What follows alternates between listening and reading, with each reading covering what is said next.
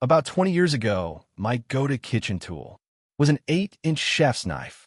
But the one I had back then was such terrible quality that I used to daydream about the day I'd finally be able to afford a real one.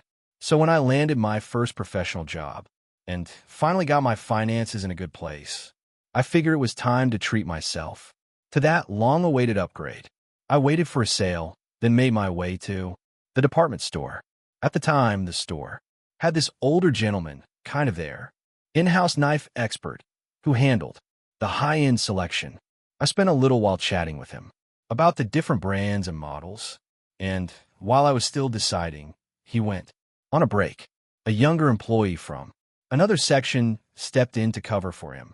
Eventually, I settled on the knife I'd had my eye on, picked it up, and headed to the register to check out.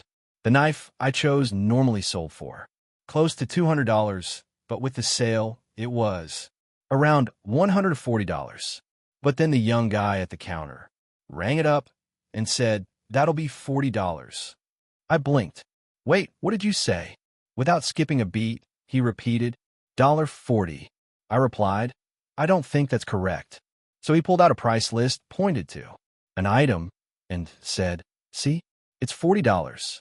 I pointed out, "That says 6-inch sandwich knife," and he just kind of nodded, not really understanding. So I held up the one I had and said, "This is an 8-inch chef's knife."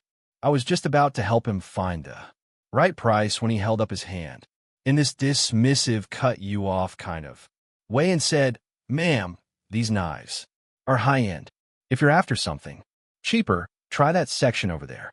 I just stared at him, stunned, then slowly asked, "So the price for this 8-inch chef's knife is $40.